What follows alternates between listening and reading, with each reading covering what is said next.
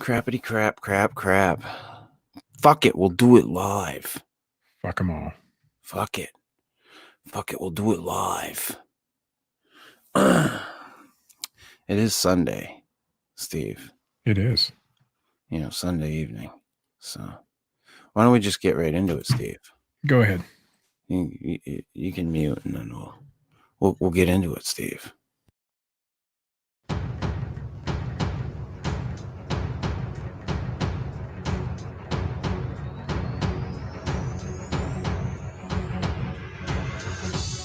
Once a week, three laddies come together from distant lands to talk about Bigfeet, Martians, ghosts, time travel, chupacabras, and the Sweetwater legend. I think we're all huge fans of the Sweetwater legend. This is the Fortean Slip with your host, Chris York. Say no to Quaaludes? Fuck no. Wait a minute. No. Say yes. Co-host, Steve Alcorn. Like, take a break, shut my camera off, go Yeah, have a sandwich. And sometimes special guest, Matt Knapp. Just Right, anyway. accept it for what it is and just watch it and enjoy it. They don't know who you are. They don't know what you want. If you're looking for entertainment, you may have come to the wrong podcast. But what they do have is a very particular set of skills. There are no cows. No cows. No. No cows were harmed in the making of this incident. We often wish that your relationship went much like that of the praying mantis. I thought that was a reference to everything being green. Yeah, sure you did. Carry on, gentlemen. I'm going to do something else for a little while. Wow, Steve, would you like us to stop the program so you continue to do your shit?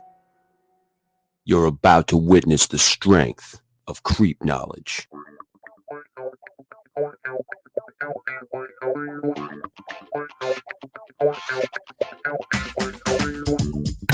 Yeah.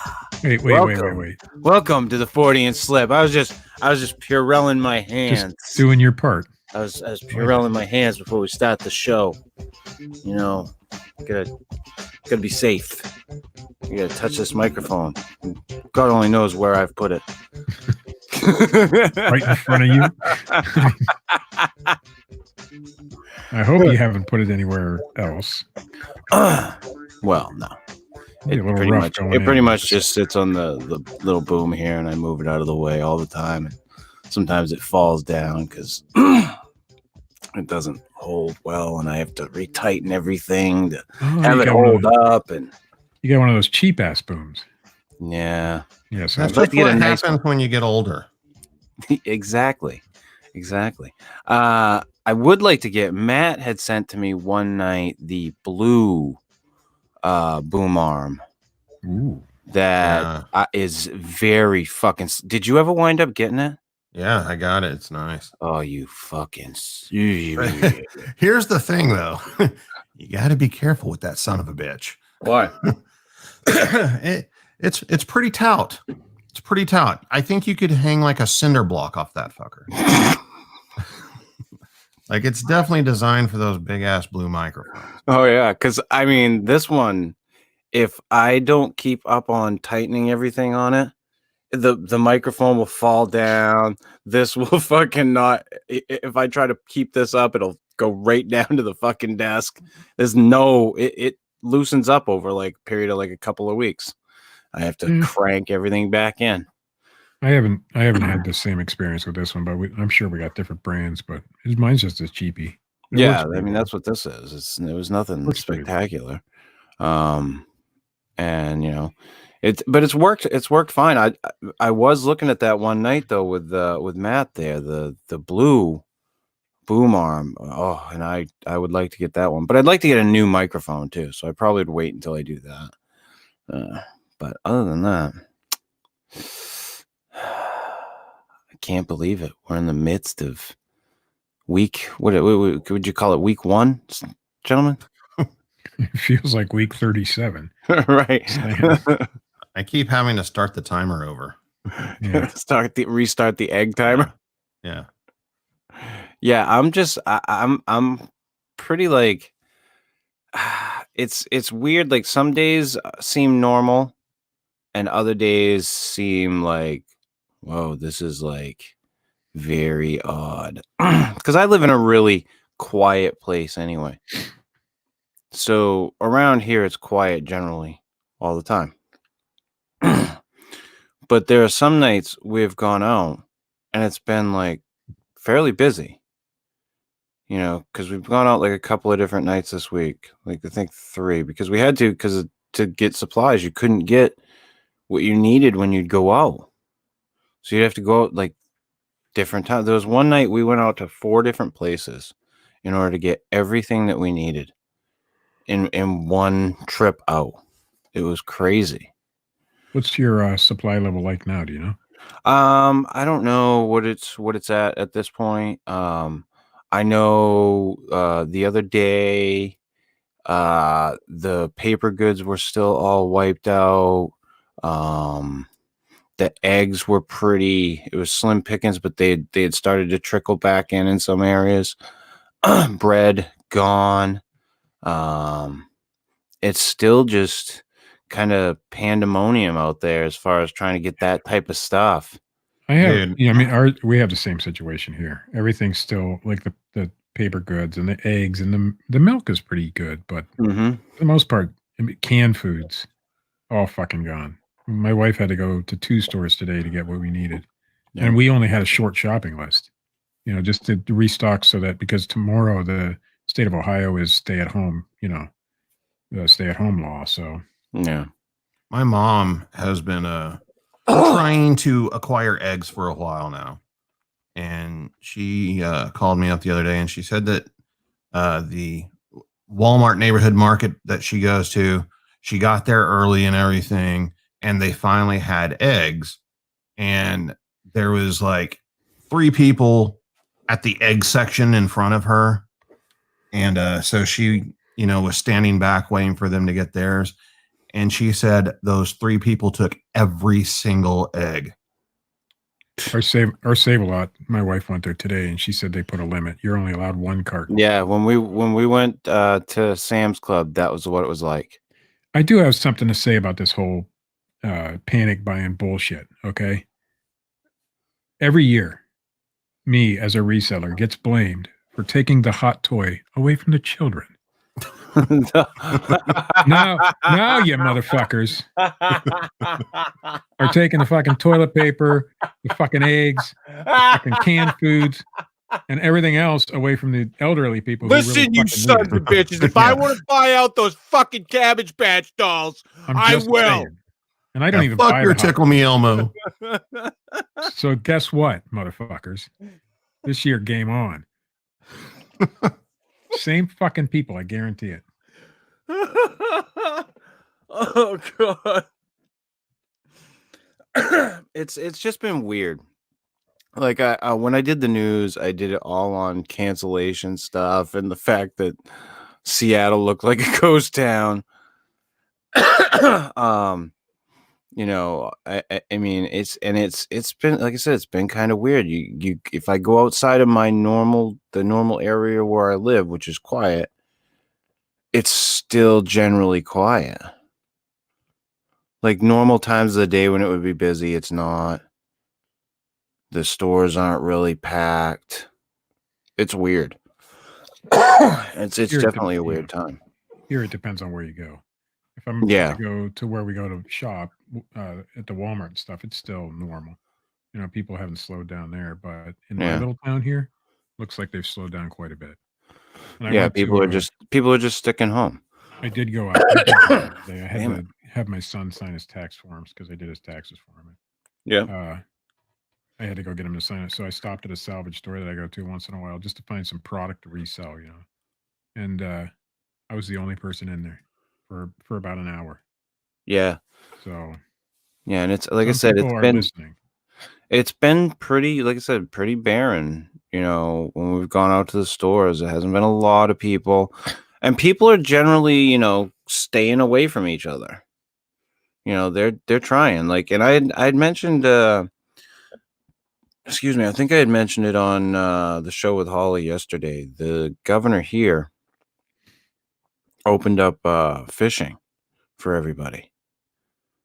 So if you want to get out and go fishing, you can without a license until April 30th. Pennsylvania did that. I saw the normal fishing hole. I drive past this place. I've been driving or going past it since I was a little kid. And there's a, where they have angler parking. That place was fucking packed today.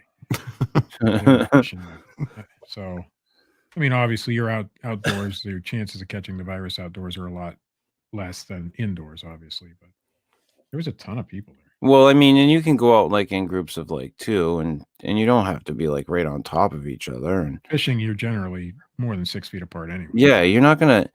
I mean, as long as people follow that rule and aren't like jamming all into it on one dock, to fish on a lake somewhere or something, then it makes sense. Like if they're spread out, cool, and it gives people the chance to get out.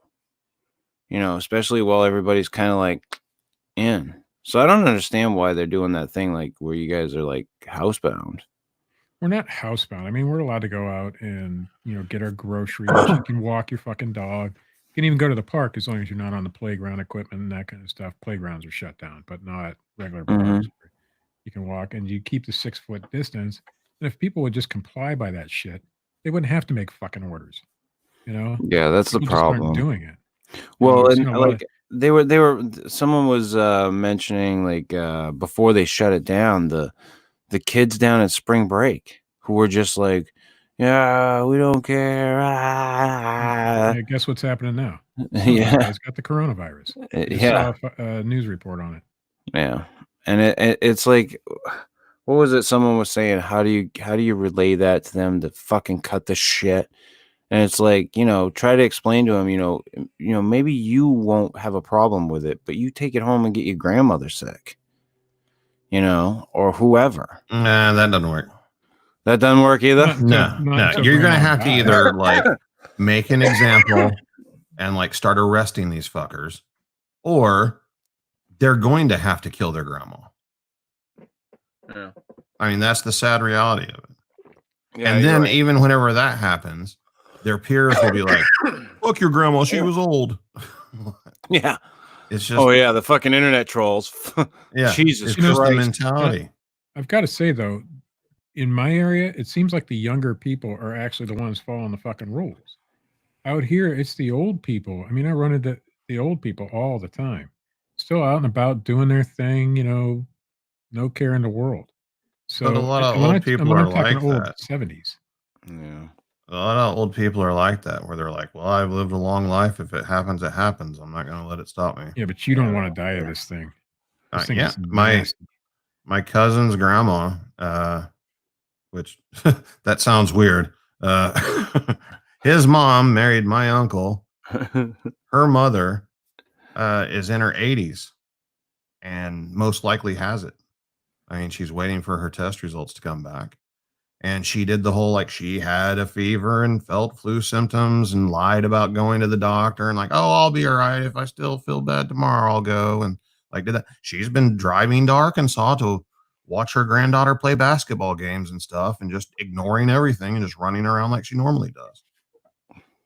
And my cousin's like freaking out about it. He works for a Lowe's. He's a manager at Lowe's. And they had a customer come up there this week calling from the parking lot.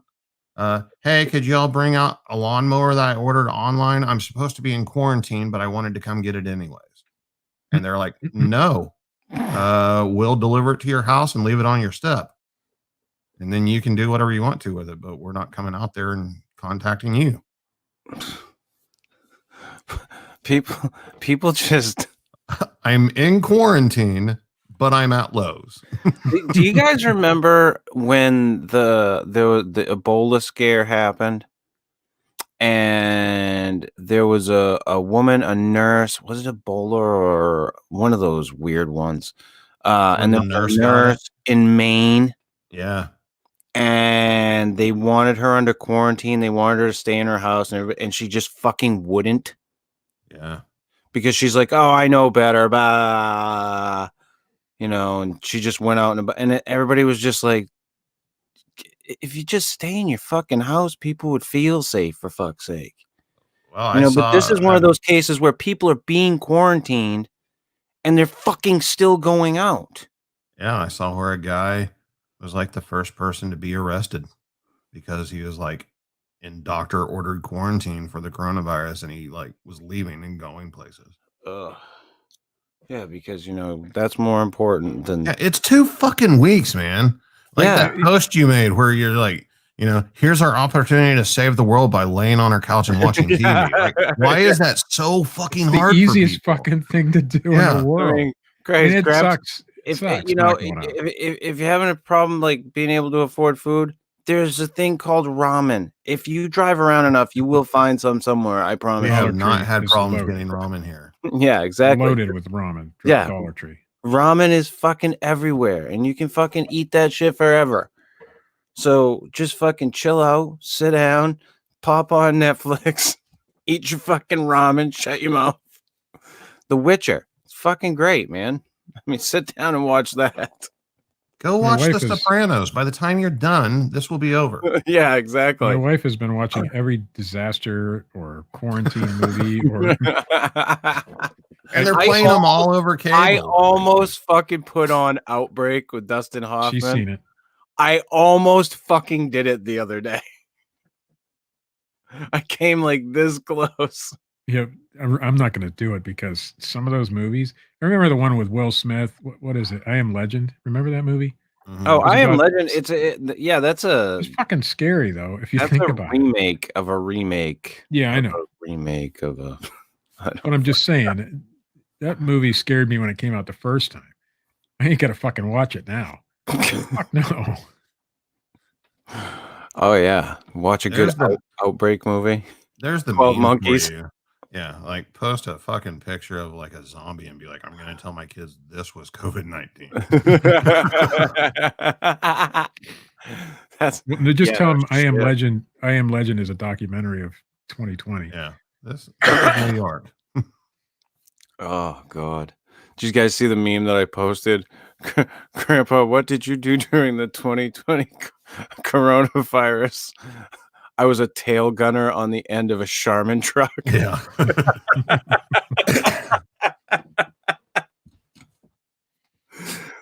I mean, it's just fucking crazy shit that's going on. Like, what in the hell? Yeah, I mean, and Holly we were talking about yesterday that they have a serious shortage of the masks that they need in her in the family practice where she works and everywhere around. Like, it is a huge shortage. And they so they were like, what was it she was telling me that they were doing? They had like one half of the building was using masks and the one set of masks and the other half was using another. It was really weird. I was I went to my doctor the other day and donated most of what I had. I'm saving some of the better ones in case the local hospital needs them. But the doctor's office needed some because everybody who walks in the door has to have a mask on. They issue it to you at the door. They were running low. I had a couple thousand, from most of the low end stuff that I couldn't even sell during the original wave of that stuff. But they don't care. They need it. They want it. And they'll take it. Holly was saying that they were saving them for the the people who were showing any type of symptoms. Yeah, there's a place here. There's a small town just south of Tulsa, and the doctor at the medical clinic in that town says that they're completely out of masks. They've been out of masks. They can't get any supplies. They can't get any tests. They haven't been sent one single test. She was 100% positive that it's been community spread, where she's at. And they're having to like hand make their own masks just to handle daily patients. A lot of hospitals and doctors are asking for people at home to do it. Joanne Fabrics is taking collections of masks that people make at home to distribute to hospitals. Wow. I got blasted on because, and I've never done this before, which is surprising for me. The local news station here posted an article yesterday. Breaking news. the Oklahoma City Thunder NBA team and all of the staff have all tested negative. Now, it was Oklahoma City was ground zero for the NBA suspension this year. Right. Because they were going to play the Jazz, and one of the Jazz players had it. But that Jazz player never entered the arena, but they still shut it down and like evacuated everybody and tested everybody. So like I went on there and left a comment. And I said, you know, if I have symptoms and I call my doctor, they're going to tell me to stay at home because there aren't any tests. But pro athletes that don't have any symptoms can get tested no problem. And people came to defense of the fucking athletes against me. And they were like, well, they went to a private lab and you got the money to pay for a private test. Why aren't those private labs giving states their tests if they can do that? Right. Whenever states don't have them for the people that really need them. No, I mean, some people would say the same with politicians, but we got people in authority who have to run this fucking thing. Right. Those guys should get the test. Athletes, young athletes so in peak physical condition. Yeah. No, I don't think so. But I mean, what's the issue with the test? Like, all I keep hearing about is there's all this issue with the test, like whether how long they take, where they're coming from. Do we have enough? Like, what the fuck? Like, can we not like put a rush on that shit? Can we not put out YouTube tutorials on how to make fucking testing kits? Our governor said that. Our governor here said that the process was they only send you 500 at a time. So you put in a request for 500, then you put in another request for 500, then another request, and depending on where you live, like Seattle gets tests first. They get the majority of the tests because they're in the worst location now. Matt, can I say, based on what you've told me about your governor?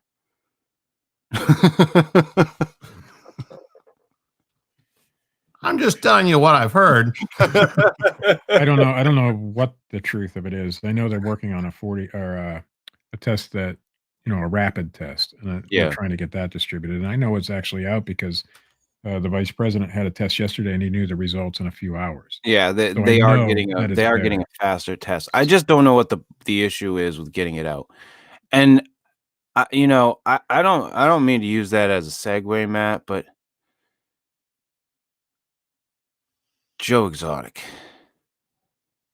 you're did not win governor of Oklahoma. Just for the record. I have to know. You didn't vote for him, right? No. Oh, okay, good. No. Good. I kind of make it a general rule not to vote for anybody that has a mullet. Or dresses in blue leopard print. No, that doesn't bother me. Oh my fucking God. So I was not unaware of Joe Exotic. So don't get the idea that I had no clue. But this is what the coronavirus isolation has done. Yes, that man there. I also have this, Steve, for us. I have his lovely shot there. This mug. They let him keep the 12 earrings, though. That's surprising. Hey, that's as they should. But doesn't he look much more sinister in his mug shot than he does normally? Oh yeah. And I, like I said, I did not go in. I did not come across this documentary that is now on Netflix called Tiger King. By the way, I did not just all of a sudden fall upon Joe Exotic. I had heard about him back when he ran for president of the United States. Yes. The Tiger Club Association. Maybe we need somebody like Joe Exotic in time. So he fucking does this goddamn presidential campaign video where he's like, "My name's Joe Exotic. I am not going to cut my hair. I refuse to wear a suit. I am gay. I am broke as shit." That was his fucking presidential campaign video. I just wanted to run for president because, it's just bullshit. So that's how I had my introduction to Joe Exotic.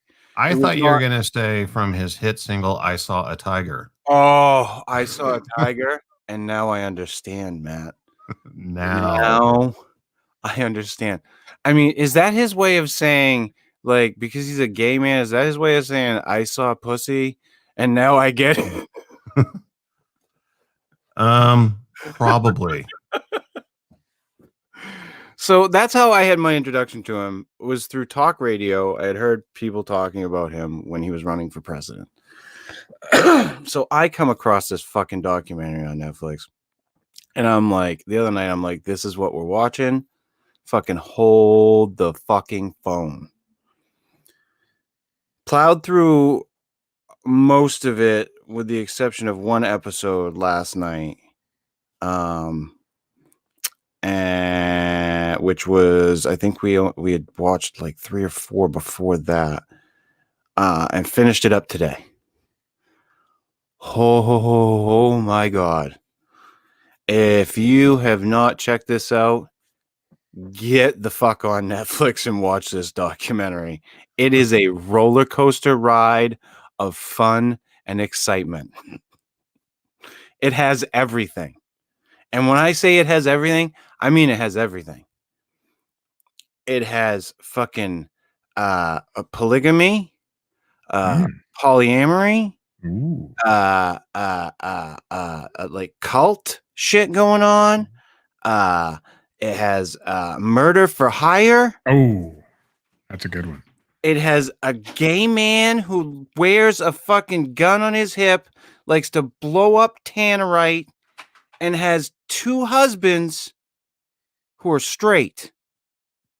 Well, are they really, though? That one guy without the teeth, I'm not so sure about. Well, here's the thing. I've watched the documentary.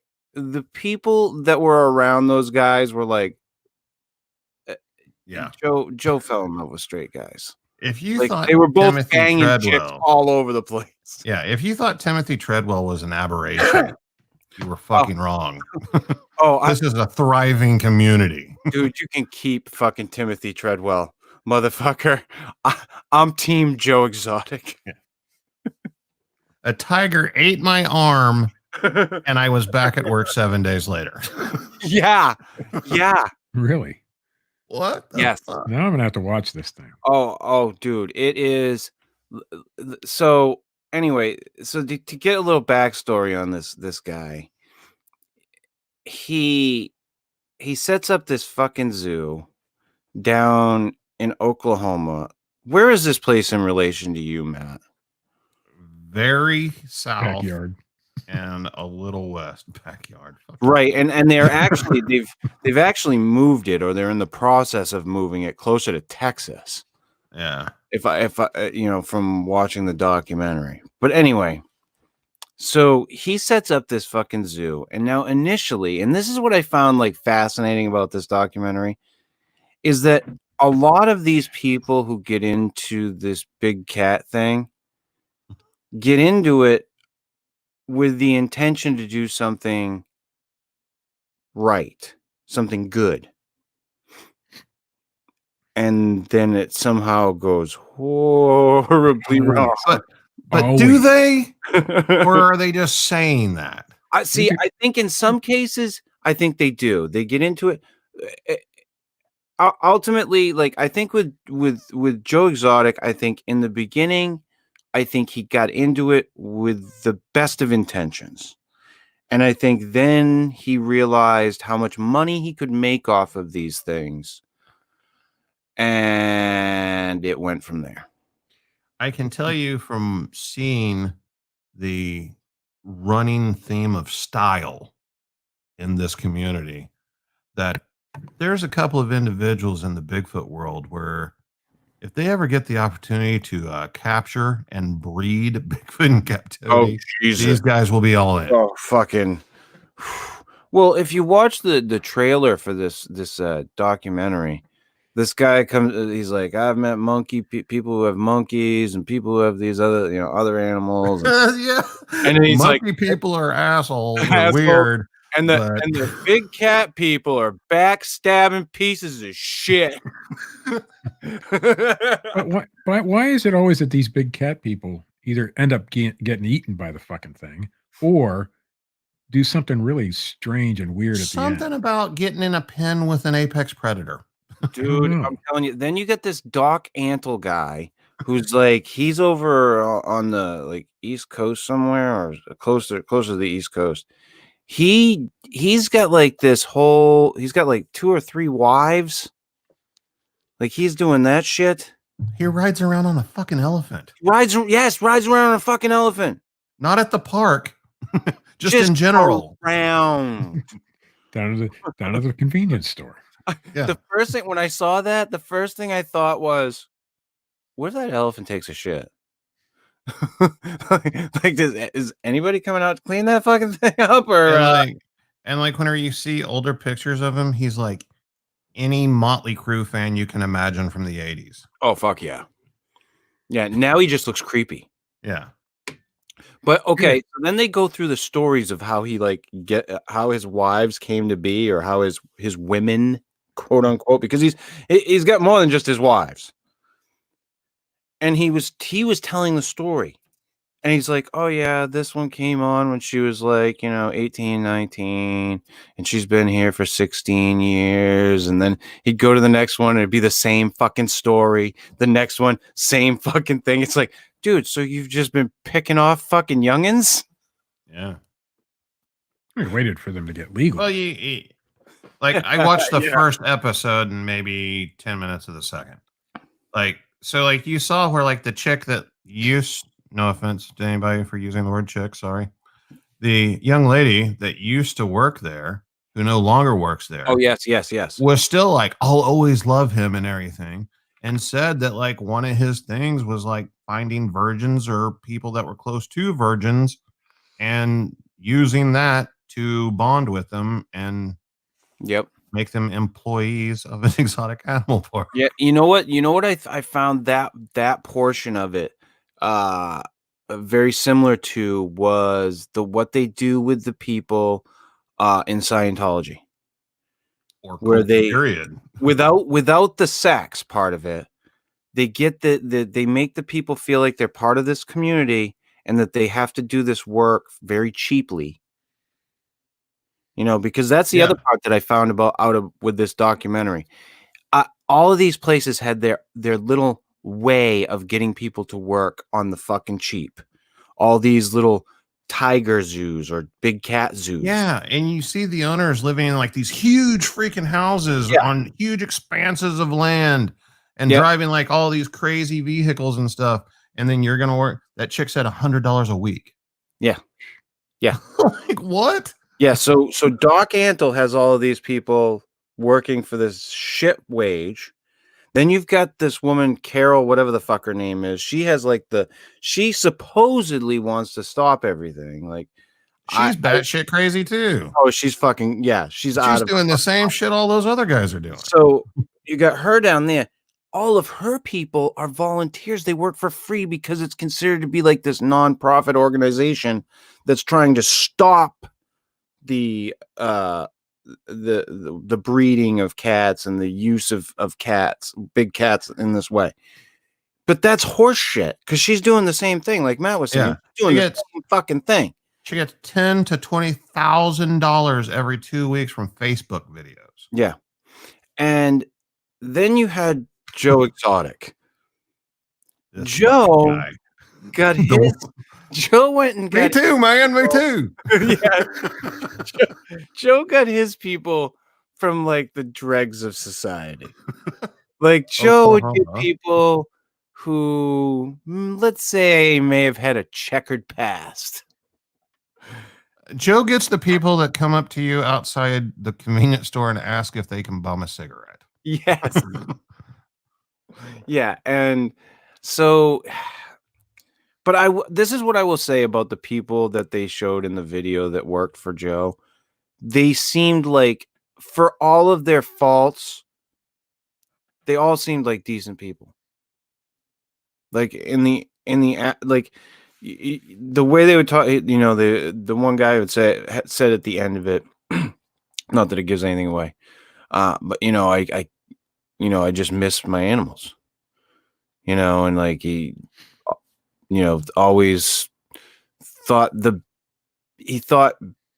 best of Joe, even in the worst situations. Well, because you have situations where you're right, you know, the people that Joe targeted or hired or however you want to put it, you know, those are people that are judged by society, probably don't have shit other than this. And here's a place that gives them purpose and a connection, you know, because we've all, maybe not Steve, but we've all been connected to our animals at one point or another. You know, we know what it's like to have a pet that shows you affection and unconditional love.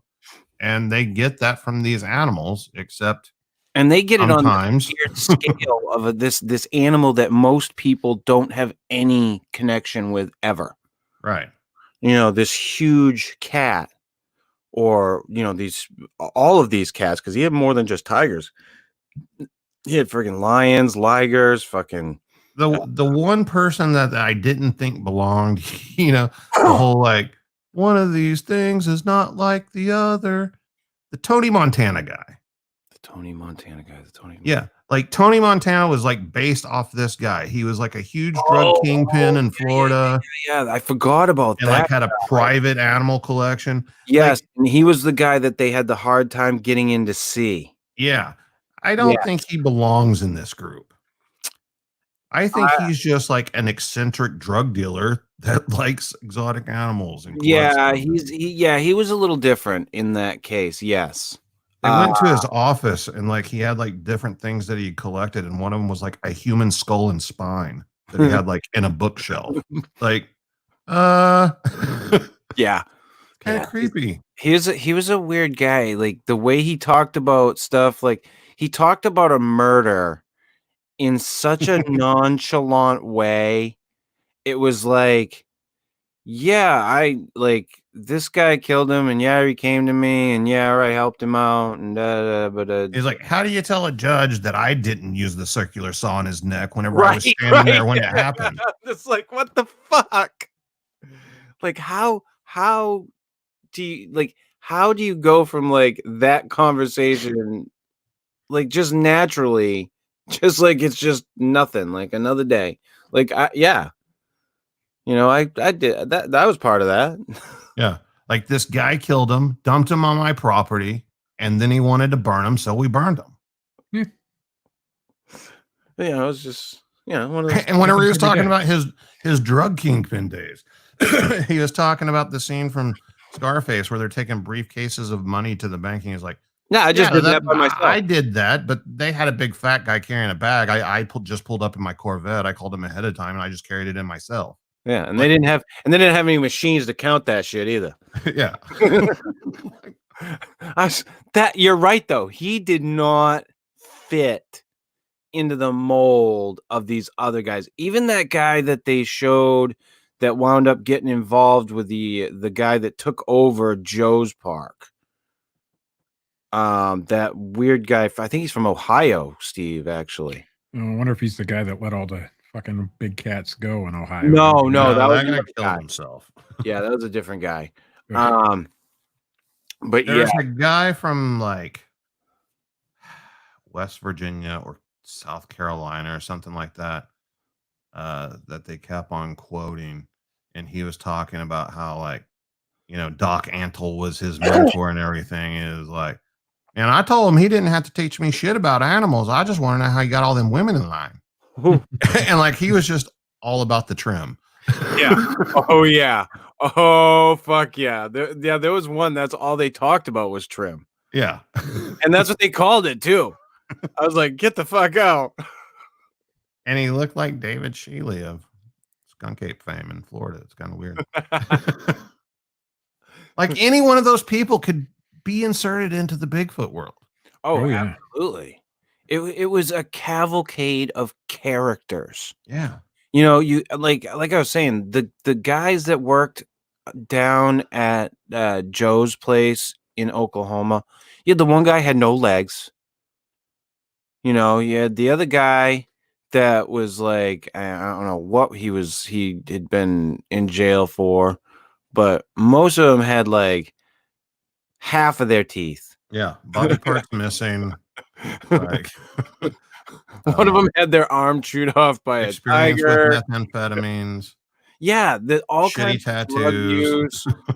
I was just like, what the fuck? I like that one part where his double amputee husband, best friend, was talking about how, like, you know, we made a pact that if it ever went too bad, we would kill each other. We'd shoot each other. And like that day I wrote our names on bullets. And like he pulls out this revolver that's like a orange and black tiger stripe pattern, like this expensive looking handgun. And he pulls out the bullets and he's like, here's the bullets right there. And it's just like Sharpie scribbled on a bullet. I was expecting a little bit more for some reason. I thought it was going to be like engraved. Yeah, something cool, not just like scribbled Sharpie. Yeah, I'm telling you, if you have not sat down and watched, I was fucking floored the entire time I watched this thing. Like the first night we sat down to watch the first few episodes, I didn't want to stop. And then last night we watched it till it was like almost like 3:00 in the morning. And then we finished it up this afternoon. I was all in. All fucking in. And what was the deal whenever the girl that worked there got her arm bitten off? He's running around, Joe Exotic's running around in a paramedic's jacket. Yeah. Dude is like, he was all about like if you watch any part of that, like he was all about me. I'm on. Yeah. Like, and people even said if a camera was on, Joe was on. Like that's the way he was. Like he had to be the center of attention, you know. Like that one. He had his own line of underwear, dude. That one time at the funeral there, where he fucking got up, spoke, and then did his own song. Yeah, I was like, that's classy. What the fuck am I watching right now? Like if you went to an exotic park, like if you went to a private zoo to see tigers and stuff, and afterwards you're like going in the gift shop for a souvenir, do you expect to find sex creams and underwear? Like his own personal brand? And then they're like, is this the underwear you wear? And he's like, no, I free ball it. Like I love how when he ran for governor, he gave out condoms with his picture on them. Yeah, that's what I want. Dude's the best. I couldn't help it. Like I was locked in. Like the minute I heard it, I saw the trailer because I didn't even know it was coming out on Netflix. I just all of a sudden saw it on the homepage there when it popped up. And I was like, wait a minute. I know this dude. And then I heard the fucking voice and I was like, fuck. Like, I definitely know this dude. Yeah, man. I mean, I just raised tigers, man. You know, I love the animals, man. I am broke as shit. But that whole story, it is, I mean, like I said, it is a roller coaster ride that will take you up and down and all around. I don't want to ruin it for anybody, you know, because I said something to Katie. I sent something to Katie about it. She's like, this is next on my watch list. Well, here's the jacked up part that they didn't mention. This is pretty common in Oklahoma. With like, the cats? Just exotic animals in general. Oh yeah, the exotic animal trade. Like, there's another guy, another Joe, as a matter of fact, that goes by Safari Joe, who like somehow managed to buy like our water park here in Tulsa and like buy a restaurant across the street from it. And he drives a giant truck that's like designed like an alligator. and he's owned these little exotic animal parks out in the middle of the country, like several different ones. He lit one of them on fire. He's gone to court being charged with statutory rape several times and like served a little bit of jail time. And he wears like a safari outfit. He looks like, you know, he used to look like Fabio basically, except not as buff. Ah. And he'd wear like the safari shorts and shirt everywhere, just like around Oklahoma. And he'd show up places with like exotic animals just in tow and walk around the grocery store with like a boa constrictor around his neck and things like that. Fabulous hair. Yeah. And I knew a guy that I went to high school with who got into lizards and reptiles and stuff. And he would all known people who've got lizards. And he would buy them from Safari Joe on the black market. That's where his supplier was. And like the dude's thing was young women, you know, he liked 17, 18-year-old girls, and he was like in his 40s. And then there was another guy. I've actually been to one of these parks that was out in the middle of nowhere. And it was just like somebody's backyard with a bunch of cages and a bunch of like crazy animals in the cages. Like I was a little kid, so I wasn't looking at it from the standpoint of like, oh, this is horrible and tragic. I was like, oh, wow, it's a mountain lion right here. Things like that. One time I went over to a guy's house. It stunk real bad. He was like, let me show you something. I was literally there taking somebody else, not myself at the time. Somebody else was there to buy drugs. We go into the guy's back room. He's got a 4-foot alligator in a homemade enclosure in his bedroom. He's like, man, you know anybody that wants an alligator? It's getting too big. Like, how did you get an alligator in Oklahoma? Like, dude. He was like, this was back whenever Steve Irwin was still alive. And he was literally like trying to reach out to Steve Irwin to come get this alligator. Oh, God. In Oklahoma. Dude, so Maine is one of those states where you're not supposed to have a lot of different shit. But of course, that doesn't stop people, right? It never does. You know, everybody's still going out and getting their shit. When I had my fear of spiders, I had wanted to get a spider. And I traveled to New Hampshire because they're illegal in the state of Maine. So I went to New Hampshire and got a tarantula years ago. God, I don't know how many years ago it was now. But you had people doing that type of shit with all kinds of different pets. And now with Craigslist and everything, like the animal trade is crazy. Like I'm pretty sure like hedgehogs, you're not supposed to be fucking in a lot of places. You're not supposed to be selling those. And I see them all over the fucking place. It's gotten pretty nuts. There's another guy that got arrested here and fined for selling tortoises. Yep. He is going out and collecting turtles and selling them off the internet illegally and had made like a lot of money. Like my granddad used to catch snapping turtles and sell those. Is that a you can't sell wildlife. I think it's all regulated and licensed. I know he had some sort of permission to do some of that stuff, but I don't know about turtles. Now, one time you could. This isn't like this is in the 80s. He didn't happen to put any frogs in your house, did he? No frogs. Well, we caught frogs all the time. Oh. Big ass snapping turtles the size of a 55-gallon drum, the bottom of a 50. That's how big those fucking things were. Oh yeah, in his pond there. I had one. I wound up putting it in like a 5-gallon bucket, and it barely fit in it. Like was how we got it. Like that's how we moved it. That thing was huge. It went out. It was when I was living with my ex-wife. Went out onto the lawn one day and see this thing, and I like had to get the dogs back in. This thing was huge. I mean, the mouth on it. That thing latched on anything. It was going to take a nice big fucking chunk out of you. And the claws on the legs, just like I was like, holy shit.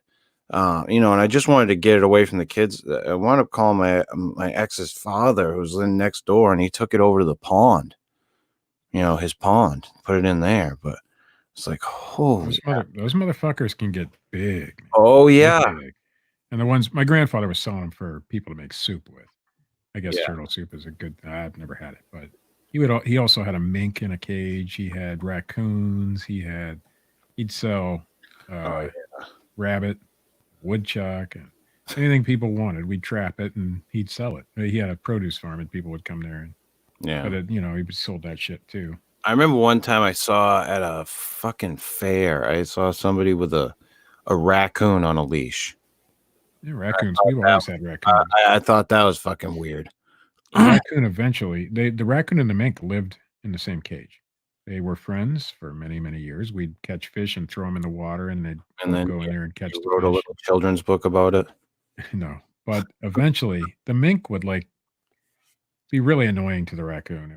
It would crawl on top of it and crawl underneath of it, and just annoy the fuck out of that raccoon. Do mink things.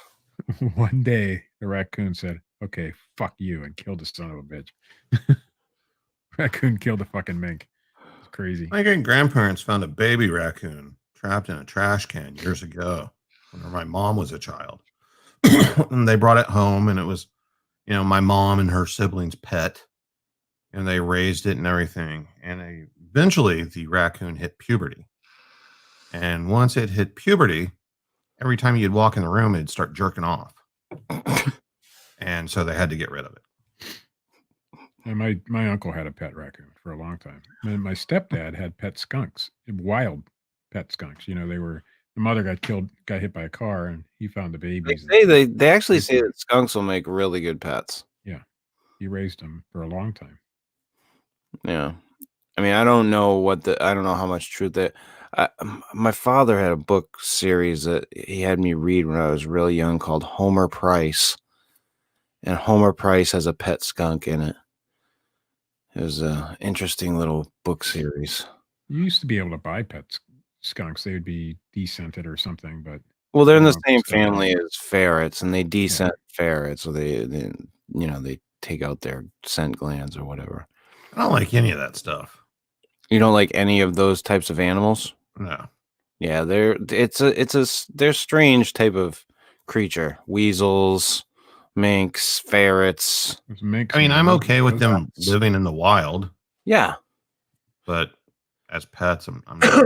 Because usually whenever people have those type pets, it's the type of owner that wants to force the pet on you.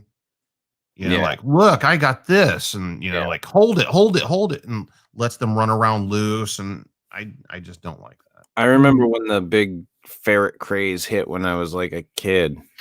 Mm-hmm. And there were people everywhere with them. And there was this one woman that she had like two of them, and she would take them into the grocery store with her. They would be like in her shirt. Yeah. I remember people doing that stupid people shit. People are fucking weird. People get really weird with pets. I'm glad it's not a craze anymore. Yeah. You don't like that? Well, no, because, I mean, what are you really doing to those animals? I mean, is it abuse? It could be considered that way. I don't know. I think we should do like Joe Exotic and go get some tannerite, blow some shit up. Joe Exotic was banking though. He was making a lot of money. He was, but he was blowing a lot of fucking money too, man. Yeah. Now he was lowballing all the prices. Yeah. 2,000 for a tiger cub seems kind of cheap to me. That stuff was just crazy. What was going on? I mean, the amount of money he had to be dishing out, because like they were talking about like one of his husband's like drug habit, like, and that he basically paid for it. Oh, yeah. It's like that's where all the fucking money went. Meth ain't cheap. Shit costs money, Steve. And that one scene where he's like, if you're an animal rights person and you come on this property, this is what's waiting for you. Oh, and yeah. It shows him like shooting into the pond. Aren't you supposed to be an animal rights person, Joe? Right. Yeah.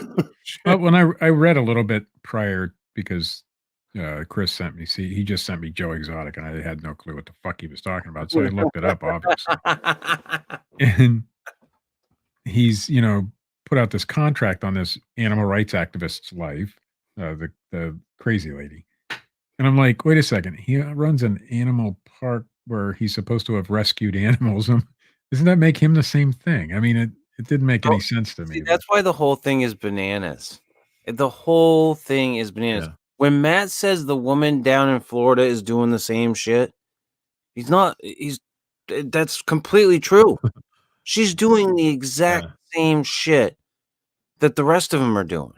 But she has a huge internet following and fucks with their business. Yeah. That's why they all hate her. And she goes after all of them for animal abuse. Shutting down her competition is what she's doing. Basically, yeah.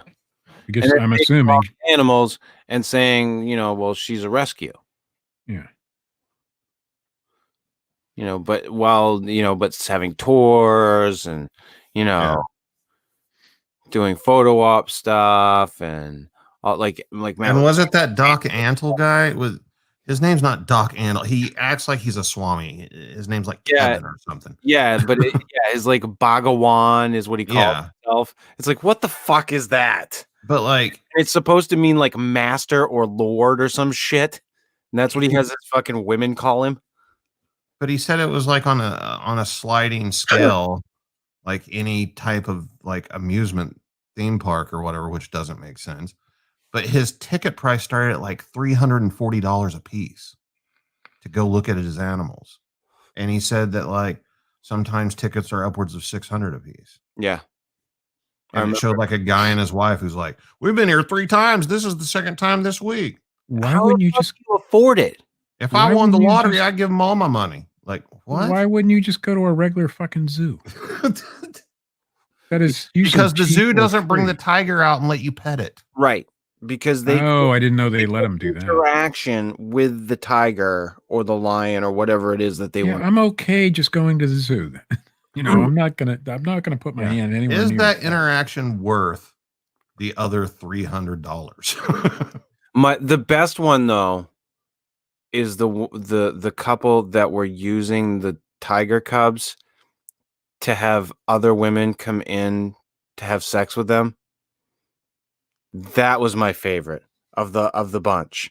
Like the ones that were taking the tiger cubs, loading them in a fucking suitcase, taking them up to hotel rooms and getting women to fuck them. Do you know how many guys have gotten laid by strippers because of a snake? I mean, same thing, Yeah, puppy dog, dude. Want a photo shoot with my Burmese? Like, come on. Yeah. If you haven't used a pet to get laid at least once in your life, you're an amateur. Siegfried's been doing it for years. I did. I used a pet.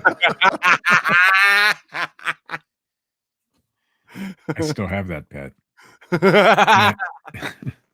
We'll talk about it some other time. No, that was my favorite couple there. The ones that were using the tiger cubs to get women to come in to fuck them. That was great. Oh God, what a fucking cavalcade of carnival of fucking characters, though. Just what a bunch. What a community. And then at the center of it all, fucking Joe Exotic, like that. This fucking gem of a fucking human being. But it seems to me that they're all fucking crazy. All of them. The whole fucking. They are. I mean, even the ones that they didn't show on TV. Matt gave a couple examples.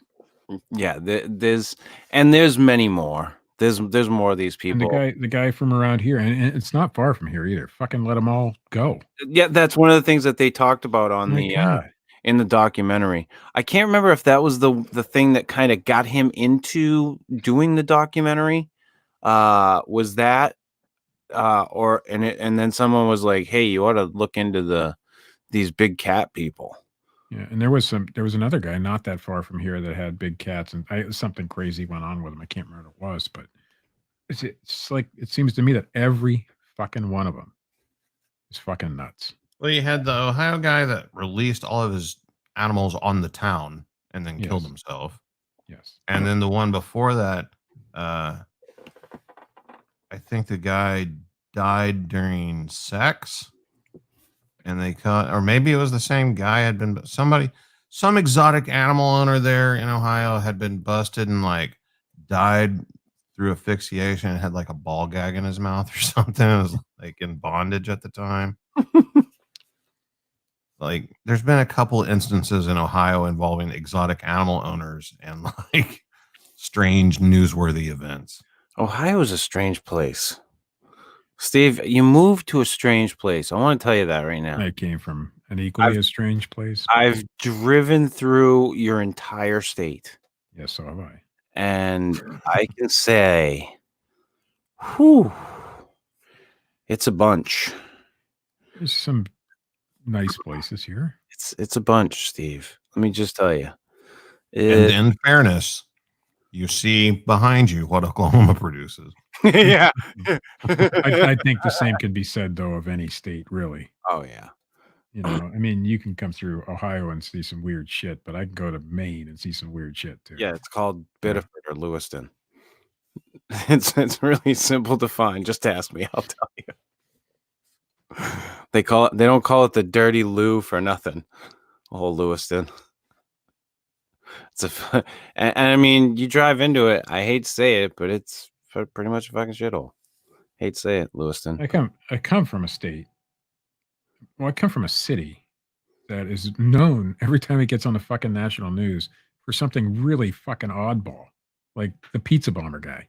You know, that kind of shit. So Ohio's a step up. The pizza bomber guy. Chris knows what I'm talking about. There was a documentary. Oh, the Brian Wells. Yeah. What was that? The Evil Genius documentary. Yeah, I mean, where they put the collar thing on his neck. Collar bomber. Yeah. Yeah. That's what he's talking about.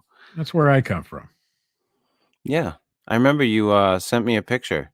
Yeah, I go my Goodwill that I go to is right there, right across the street. It's right in the same plaza. I mean, just so Ohio's a step up. Let's put it that way. Ohio's a step up. Yeah, I know, right? I guess. I don't know. Johnny Carson once said of Erie, Pennsylvania, that if you want to rob a bank, Erie, Pennsylvania's the place to go. I mean, he said it on fucking national TV because we had the highest amount of bank robberies in the country at one time. Shit like that happens around us all the time. I mean, it's just a fucking. It's funny. We never get on the news for anything good. Yeah, every place has their fucking. Every state's got their riffraff. Every area's got it. It's just a matter of looking. But yeah, I could not. When I came across this gem, I was like, I couldn't have come across this at a better time than this fucking whole like just chilling out at home shit. Where does a man buy a fully sequined long sleeve shirt at though? I'm telling you, his wardrobe was amazing. Yeah, like I wouldn't have the sack to wear half of what that man puts on his body. No. Yeah, I wouldn't even do the hair. Those guys though, that fucking they can do it. Like they and even if people fucking tell them they look like a fucking jackass, they just do it. Here's the thing with all of this, knowing all of this, if you found yourself for some reason meeting Joe Exotic, you'd fucking like him. Oh, probably. You'd think he's weird as shit. You wouldn't fucking want him to come over to your house or anything. Oh no. No, but if I could interview him, if I could interview fucking Joe Exotic, are you kidding me? Hands down, I'm in. I'm gonna guess he's. Well, you can. He doesn't have anything else to do. I don't want to give it away, but Joe Exotic might be tied up for a little while. Let's just. Well, people can Google. Yeah. Well, they pretty much, if you watch the trailer for the documentary, they pretty much. How do we forget? With Joe Exotic. Footnote asterisk, he's also a magician. Oh, yes. Fuck.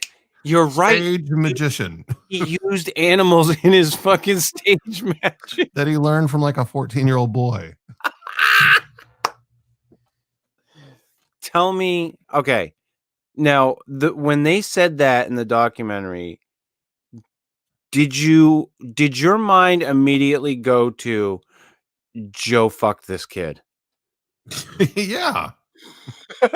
Of course. Actually, no, because I don't think Joe is the pitcher. My brain immediately went there. Okay. And then like the kid started talking and everything, or he's like an adult now. Yeah. I think they did get him. And then I was like, oh, okay, maybe not. But it was just like my brain instantly went to, he fucked this kid. But the offer was on the table, I'm sure, throughout the relationship. I'm gonna hide my penis. Have you ever had a blowjob? I'm just saying. Make your cock disappear. Now you show me a magic trick. You know, the cat's penis is barbed. Fucking hell. Oh, but yeah, if you take some time, I think it's like 8 or 9 fucking episodes of just pure, as far as I was concerned, pure enjoyment. Like all of it. Steve, you and your wife would love this. Yeah, I'm not sure she would love it, but I certainly would. Oh, you sit down to watch it. Yeah. And then right in the middle of it, just reach under the couch and pull out a magic kit. And just be like, hey, let me show you something. Want me to pull a rabbit out of a hat? Reach down into this hat. Joe Exotic, Steve. You'd fucking love it. I don't have Netflix though. Hmm. I'll steal it on my Fire Stick. I'll be good. How's I mean, you mentioned it on one of the other shows, so I'm gonna ask you, how's the drug cocktail working out for you, Bob? The drug cocktail. Yeah, that you got put on. Remember? Oh, well, it's not a cocktail. Well, anything's a drug cocktail that you get put on. They have to figure out your dosage. It's like a cocktail. I was on a what was it? A stimulant. Today was my last day on it. Doesn't seem to do much for me. I can tell you're bouncing off the fucking walls, man. I was gonna say, I'm just all over. Full of energy. I mean, it's to fight the always tiredness type thing, and it works until about 6:30 to 8 o'clock at night. So during this show, I get really tired. Why don't they just? I think you guys have noticed that. Like, why don't they just hook you up with some fucking good old fucking amphetamines? What I need is something for my anxiety. That's the whole root cause of everything. So I need to get that fixed. See, that's a rough one. And I'm always worried about saying like, oh, excuse me, well, you need this or you need that. Like, I know they make, excuse me, Jesus, I get hiccups. I know they make stuff for anxiety, like Klonopin and Valium. I know like the benzos are all like in that family, like Xanax. But I don't know that that's I don't know if that's if those types of drugs are the proper answer to anxiety. I don't know, but I do need to figure this out. It's gone on too long. What do you think? Go into details. What do you think it stems from, if you don't mind me asking? Because I don't think you've ever mentioned anything about it before. Yeah, and I keep it to myself for the most part, but I have some huge issues that need taken care of. So I'll talk to you more some other time off the air. Yeah. But because for the longest time, like I thought, like you've known me for a long time. Yeah. And when I got sober from pain pills, I started using marijuana a lot for my anxiety and also to transition myself. So I was like, to me, that was like a quote unquote at the time medicine, And the interesting thing that I found when I got off of it for the 28 days or 26 days, whatever, how many fucking days I took off, 27, I think it was, that I didn't have that anxiety issue that I thought I would have. I wasn't like fucking, oh shit. Well, the way I look at this issue is that if I can be normal for a period of time, 6 months, a year, 2 years, then when I come off of that, maybe I'll continue to be normal. I just need to teach myself. You know what I'm saying? Yeah, no, I hear you. Because I don't think anyone should stay on drugs for extended periods of time. I think like anyone who goes on any type of psychotropic drug and stays on it for years and years and years, you're doing like, I think they wind up doing severe damage in the long run. So, I mean, I think if you can use them and then get off them and then train yourself to, but that's also hard. I'm sure, as Matt can assure you. I know Matt has some issues in that area. It's all hard. What's that? We all have issues. All of it's hard. Yeah. Well, it's like, what is it that they say, like with certain issues, like people tell me all the time to just stop doing this. It's like, don't you fucking understand? I can't. Yeah. I didn't have anxiety. My best friend did, and it used to drive me nuts. And I mean, there was a time whenever we were on a road trip together and he started freaking out on the way home, and like I pulled over on the side of the road and jerked him out of the car and screamed at him for it. I was like, dude, you're going to get us both fucking killed if you don't calm the fuck down. It's all in your head. You need to stop. This is ridiculous. Get a hold of yourself, And then it was like I was cursed. Like a year later, I'm doing the same shit. Flash forward. Yeah. I'm telling you what, people who don't deal with anxiety have no clue. Right. And when it hits you, it's debilitating. My first foray with it was when I was on pills. And I finally came to the realizations, and I had to get off of it. And I knew like what it was doing and what I was doing to myself. And that anxiety that I wound up having from that whole issue of like, everybody knows. That was the hardest thing for me to get over, was everybody fucking knows. And I had to deal with that. I mean, I think just the term anxiety is part of the problem. I think there needs to be a different name for this, the actual mental condition of having anxiety disorder that's separate than the word anxiety that everybody has every day. Everybody knows what anxiety is. Everybody faces right. Because whenever you try to talk about it to people, they instantly go to like that feeling that they have when they have to pay bills or right, and get pulled over, and it's not like the thing that makes you not able to move. Yeah. Listen, I'm going to tell you a little bit about my experiences in life. My anxiety issues. Getting a new job is the hardest fucking thing in the world for me. That's why I'm a reseller now. Because if I were to go out and try to do that now, I would shit myself, literally. I can't do it. And it's been that way all my life, and so, and it's things that don't even matter. Some of these things, I went to the store today and I had an issue, it's that kind of thing. So I need to get that fixed. Yeah, no, you do. There's a lot of, people just don't get that part of it. And it's tough, man. It's tough living that way. But I made it through. This fucking coronavirus thing has got me really fucking. when you throw something to the choir, bro. Yeah, I know. But when you throw something like that in on top of an already, you already have issues, and I'm not scared to get the fucking thing. I'm doing my best to stay away from it and keep my hands clean and do the shit you're supposed to do. But it fucking scares me, and it shouldn't, and it. Well, I don't even want to leave the fucking house. Here's the thing, okay? This is something that none of us have gone through. This has never happened in our lives.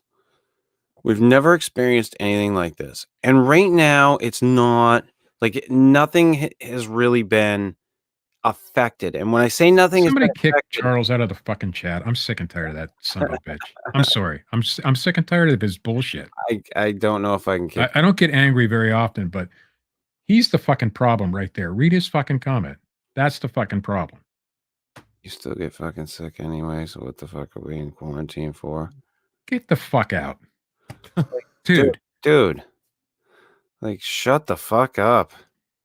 Like, yeah. And his earlier comment, earlier in the show, I said, forget the fucking politics. We all got to get through this thing. Our politicians are doing the best they can. And Chris was just about to say, we've never been through anything like this before. Nobody knows what the fuck to do. Yeah. And that goes all the way to the fucking top. And people like you are fucking the problem. Yeah. And all the way to the bottom as well. And I've been meaning to say shit to you for a long fucking time. I don't even want to hear you. I don't want to see you again. Get the fuck out. Sorry. No, well put. No, I was just saying this is something we've never experienced before in our lives. And like, okay, so if we can all just stay in our homes for the whatever the allotted time, or minimize our contact with other people, the reason they had to shut everything down is because people won't stop going places. It's ridiculous. I've had to tell family members, will you fucking stop it? Just stay home. And they're not going to listen. But my thing with this whole thing is, right now everything's okay. Like, we've all gone out, we all went out, bought our shit, we're all hunkering down, but people are getting laid off. Companies are closing down for periods of time. Lots of money is going to be lost. And when we get through this on the other side, if we can all fucking stay home and get past this and let the virus run its fucking course and it's gone, and then they'll have the fucking vaccine and everything will be fine. Except for you fucking anti-vaxxers who can go fucking screw. The rest of us will be okay. People aren't taking it fucking seriously, though. But just it's a hoax. It's a government conspiracy. We just got to get through this. But what the fuck of it is that we're going to have to pick up the pieces on the other side once we're through it. That's the bitch. Is that when we get to the other side of this and we all can come out of our fucking homes and go places, what's going to be still around? How many businesses are going to be able to open? What's this going to do economically? There's a lot of it. Like, for example, for somebody like me who sells a lot of stuff on Amazon and ships things into Amazon, they're not accepting anything but what's on their essential list. Yep. Grocery, medical, health and beauty, and that's about it. There's a few other things, but not very much. 90% of what I sell is not those things. So now I have to fulfill that stuff for my own home or not make any money. And I can't now go out and get any more of it. Yep. So I have to hopefully have enough here to last me through this thing, which is so far I'm doing right. The online sales obviously are up because people aren't out. But if they're up too much, then I won't make it through this fucking thing. You know what I'm saying? So there's got to be a fine balance for somebody like me. But I know resellers who sell nothing on the essential list, don't do any fulfilling by themselves. They send it all into Amazon. They're in trouble. The guy that I talk about who was a really big seller and he paid for my hotel room in Vegas and all that stuff. He's in trouble. He's in trouble because he can't, all his business is done that way, and none of it's essentials. And so there's going to be a lot of fucking people in that situation. For a lot of people. Yeah. But that's the thing that's what worries me is not so much. And yes, there is an issue. If the hospitals get flooded, we're also kind of fucked. Like, they do not have the capacity to take on the amount of people that could wind up there, and that's why they're asking everybody to stay the fuck home. Well, if you do get serious effects from this, they put you in ICU. I mean, that's the only option. There's only 100,000 ICU beds in the United States. Yeah. That's why they have everybody's posting all that. Oh, man. I don't even want to go down this route. I finally found a conspiracy theory that pisses me off more than flat earthers. People are like posting all these pictures of like tanks on trains and military movements. Like, No, they're moving shit around to make room so the military and the National Guard can build hospitals and more ICU units for National you Guard is a dumbasses support. that won't quit going places. They're not National Guard is a support unit.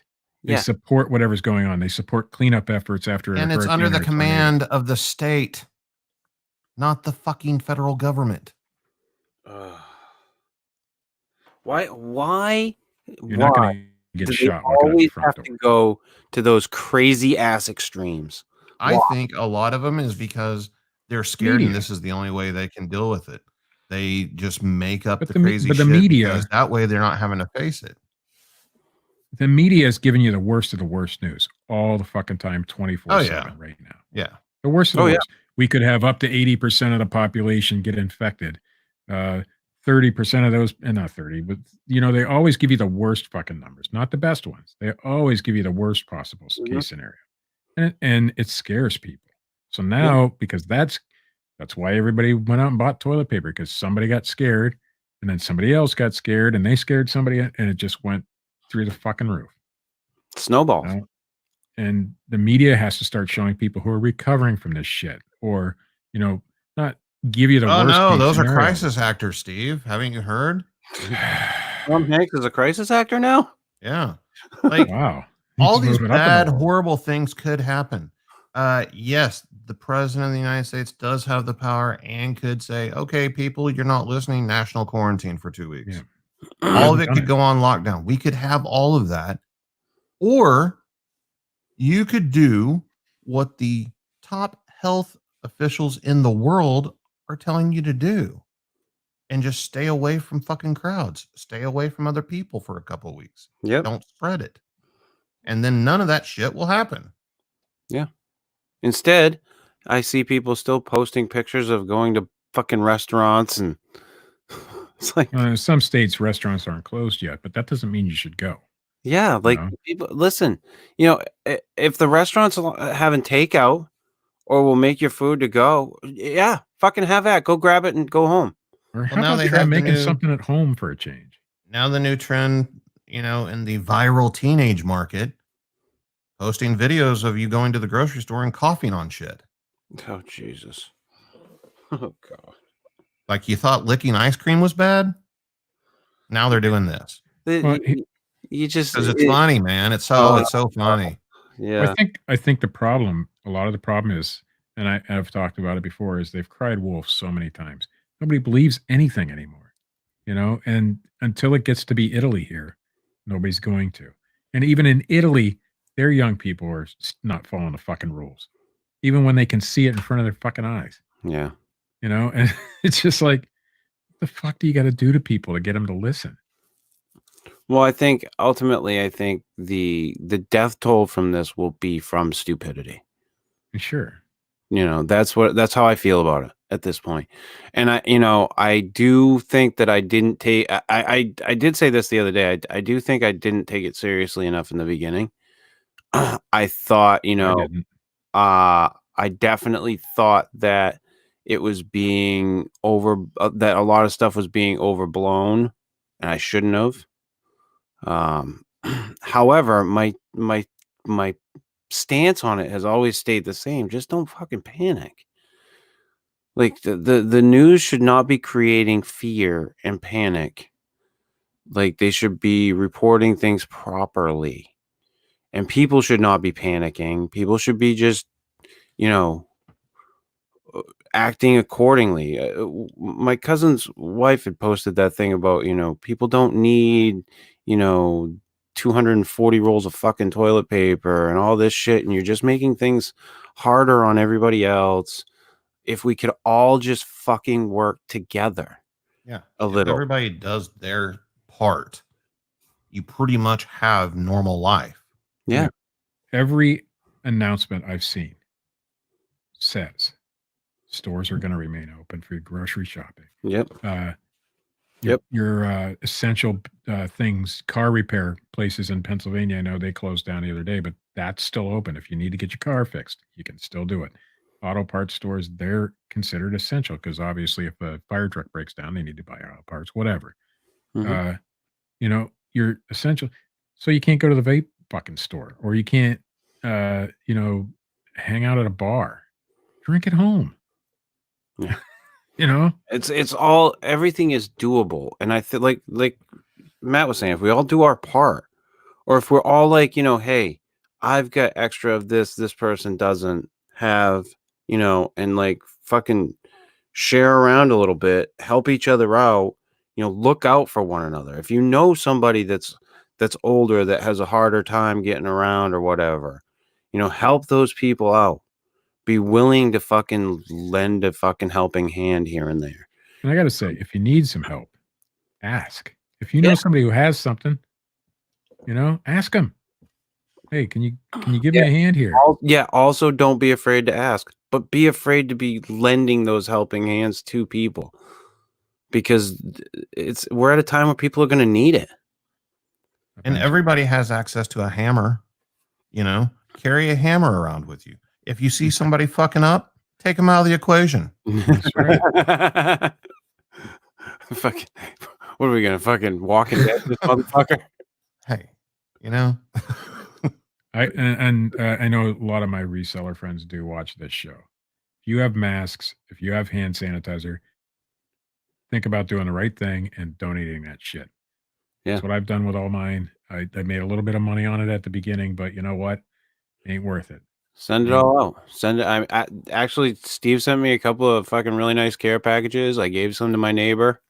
I got some disinfectant wipes so that I can friggin' disinfect some shit around here. After this is over and businesses open back up, they're going to have all kinds of crazy deals for you resellers to take advantage of and make tons of money again. I tell you, I donated a bunch of hand sanitizer to the post office. I'm not doing it to get recognition. In fact, they wanted to put us on the Facebook page, and I told them no.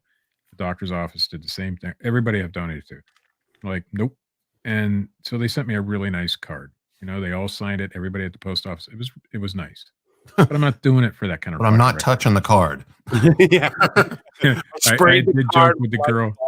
I did joke with the girl, I'm trying to social distance, but I got a business to run and I'm trying to keep up with that. And I said, oh, by the way, I got a card in the mail today, and took her a second. And she's like, oh yeah. And then we started talking about coronavirus and shit. She's like, sent me a few of these. Yeah, you already touched the card. She told me, she's like, you're done. A few of these.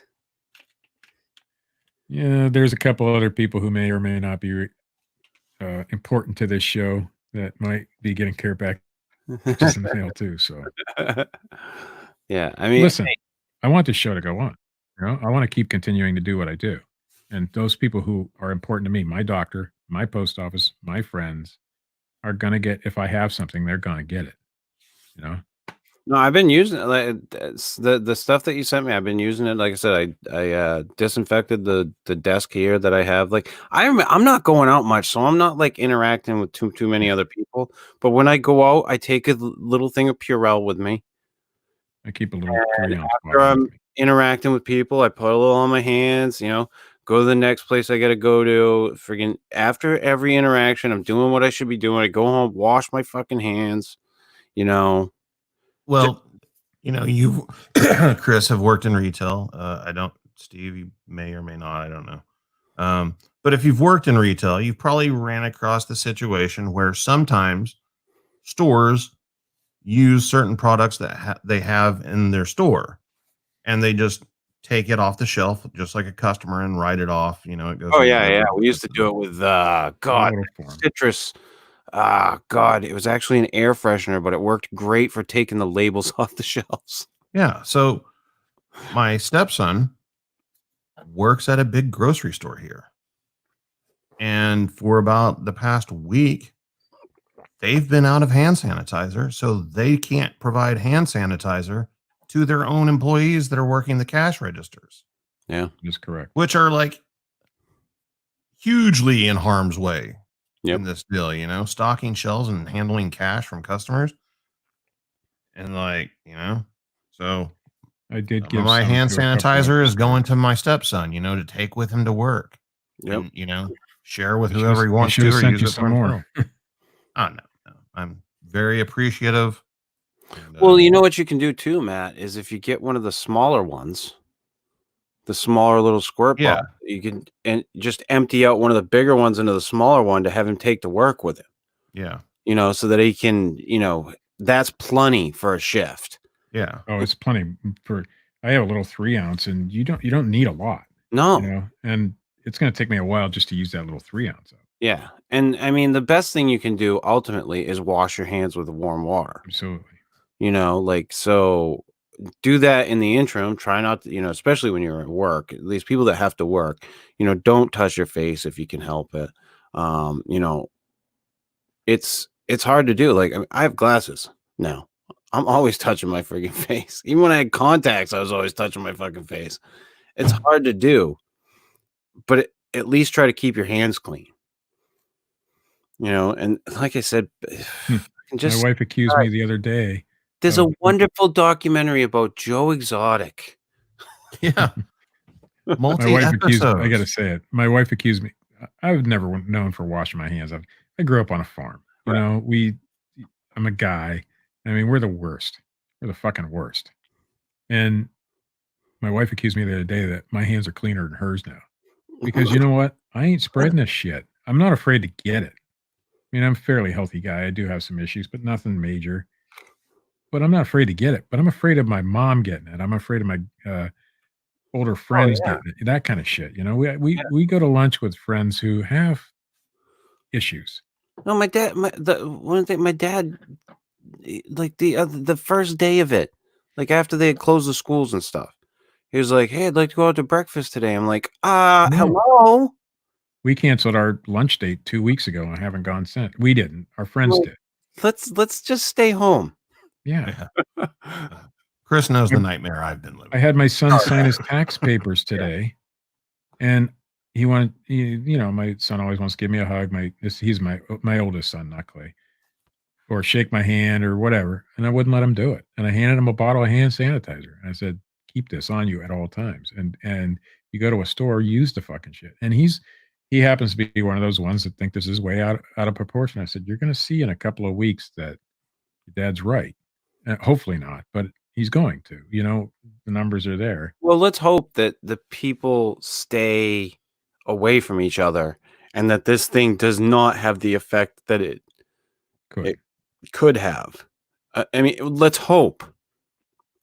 Chances are it's going to affect a good portion of the population, but let's hope that we put a lid on it and we can be smart enough. I hope that that's the case, but I think that the problem is too many people don't want their life inconvenience. They want to go do the things that they want to do. They want to go on vacation. They want to go out and have their fun, and they're going to get pissy.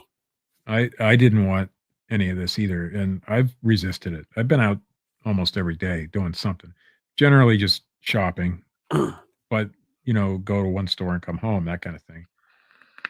But you know what? The governor of my state says this is what they want, and that's what I'm going to do. And I think, being part of the solution is way better than being part of the problem. Oh, yeah. Oh, hell yeah. That's where I'm going to be. And it sucks. I don't like being cooped up in the house all the time, but I'm going to do it.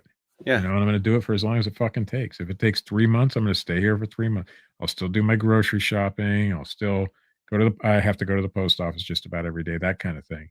That's it, And the weather's getting nicer. Like, yeah. Go outside. Yeah, people Take will a walk. And I don't think this is going to last for 3 months. I don't know. I don't think so. Looking at other areas. On us. Yeah, you're right, Matt. It depends on us ultimately. But I think China sealed their fucking people up in buildings and welded the doors shut, and theirs was about 3 months. Well, they closed the schools here for an extended period, so now they're closed until April 27th, I believe, is the date. So it's like it's another good month. I'm pretty sure they're going to shut us down for the rest of the year. Yeah, I'm sure they all will. The way this is sounding, because I read one report that they're they're suspending the mandates for like the testing and stuff for all the schools. Yeah, so that makes me think they're just going to make this year a wash. All the colleges here have gone online for the remainder of the semester. There's no way to take the public school system and put them all in online classes. So they're just going to have to I have no idea what's going to let it go. And they Well, don't know. I know my son he's like, he gets his assignments, he does his stuff, and for most students, I don't think some areas can go online. Like my town, it's impossible. I mean, they just don't have a way to do that. The school that I grew up in, they're handing Chromebooks. What's that? Well, the interesting thing about the state of Maine is that years ago, when we had Angus King as governor, he put in this program where all kids get a laptop after they get to a certain age in school. So for us, for kids like I think it's junior high and up, they have laptops that they can use to, the school district I grew up in, the school I graduated from, they give you a Chromebook once you hit middle school. Yeah. And so all the kids over there, they can still continue their education, and there'll be some teacher sitting in an office at home, running their regular classes. So, but here where I live now, it's not that way. They don't issue any of that stuff. They do have some online learning stuff, but it's for students who have behavioral issues. Oh, my Clay was doing some online learning. He was like, I got social studies for this. He's like, but I'm all done with that. So that's pretty much free time for me. And he's like, then I got this, but I pretty much have that all licked. He's like, and then I got this class and that class. And he's like, but he's just like, it's awesome for him. Like, he's like, I just get up in my pajamas and go sit at my desk and do my schoolwork. So he's happy as a fucking clam right now. Yeah. Now, I think what this will teach us is we have to have things in place like this. Well, yeah, I also think that this is going to show a lot of places that the infrastructure might be in place for them to do a lot more learning outside of the physical school system, and those students who infrastructure money. Those students who don't do well in a school situation like my son could have benefited for years from a system like that. Yeah. Where he learns at his own pace at home. Yeah. With maybe an online teacher who gets on camera with him every once in a while, or once a day or something like that. Someone was talking about how they were going to do like Google Hangouts or Skype or something to try and do stuff with the teachers. But from what I can tell, it's just been that they get their assignments. They can get in touch with the teachers if they want through email or whatever. Like I said, he's been loving this shit. So, like I said, I just hope we can get through it. And then once we're on the other side, I think the only saving grace to the other side of this equation is that once everything's been lifted and everybody's like, they're like, all right, everything's open again. You guys can go do whatever the fuck you want. Everybody's going to be so fucking cabin fever. They're going to fucking be like, just go spending money doing shit, which is going to help the economy. Whatever little money they have. Because whatever. I realize if you lost your job during this thing, and I know in the state of Ohio and the state of Pennsylvania, you file for unemployment, you get regular unemployment benefits, but all the restrictions are waived. You're good to go. You're going to get your check from the government, the federal government. For most people, I don't know if I qualify because I'm self-employed, whatever. I don't care. But you're going to have some help through this. Now, for people who didn't lose their job, but decided not to go to work, that's a different story. Or people who were going to get hired on a job and didn't start, that's that kind of thing. There's going to be some issues, but we'll work together. I'm sure. Look at the fucking bipartisanship that's going on right now. We need that all the time, and I know there's still politicians out there who are fighting and putting stupid shit in bills and all this stuff. But for the most part, they're working together. The governor of California, the governor of New York, the president of the United States, all working together. That don't happen. That kind of stuff. Yeah. This is good for our country in a way. Yeah, in a way, yes, you're right. Yes. But it is in a way. Like, let's just hope that it, like I said, we can get through all of it. Like, let's just get through this for now, and just fucking people, stop being fucking ignorant. Stop trying to buck the system or fight the power like right now. Like, just fucking do your shit. Do your part. You know? Don't be an asshole for 2 weeks. Yeah. It's I gonna mean, be more than 2 weeks. Like, our mayor here just made the suggestion, just talking about lifting spirits and everything in the community. He was like, take this time and, you know, put Christmas lights back on your house. You yeah, know, I heard about that, like that Christmas light thing that they decorate with like rainbows and stuff like that. And like, I know this guy that lives here and heard about that and just made it a point to just bash the shit out of him. Like, he's lost his mind. What does he mean put up Christmas lights? What is this? Christmas in March? And like, really? Oh, by the way, you know, I'm selling some clear lights on eBay. This is an opportunity, Steve. If you guys need to do that, I'll be happy to provide them to you. Yeah, the light Happens to have rainbow decoration packages and Christmas lights available now. I do have one more thing to say to my reseller friends who may or may not be watching. Stop going out and sourcing at retail stores. Yeah. It's probably not the best. And I've said this to them on other shows, on my reselling shows and stuff. Listen, we've got to take this. I've done it. I did it today, you know, but we need to stop doing it because those are some of the dirtiest places in the world to go to. If you think about it, people touch everything in those stores, and now you're touching it. Now you're bringing it home to your children and your parents and your family, and stop it. I agree. Learn another way to source. There's always other ways. Yeah, I agree. On that note, I'm gonna wrap this fucker up, gentlemen. Everybody out there, seriously, stay safe. Be fucking kind to one another, please. I know for some of you that's very hard, especially you trolls on the fucking internet. But be kind to one another. Be nice. It's not that fucking hard, especially during this time. Like we've seriously, we should be there for one another. Don't fucking, you know, like I said before, if you have someone, a neighbor or whatever, who can't get out and around, just check on them.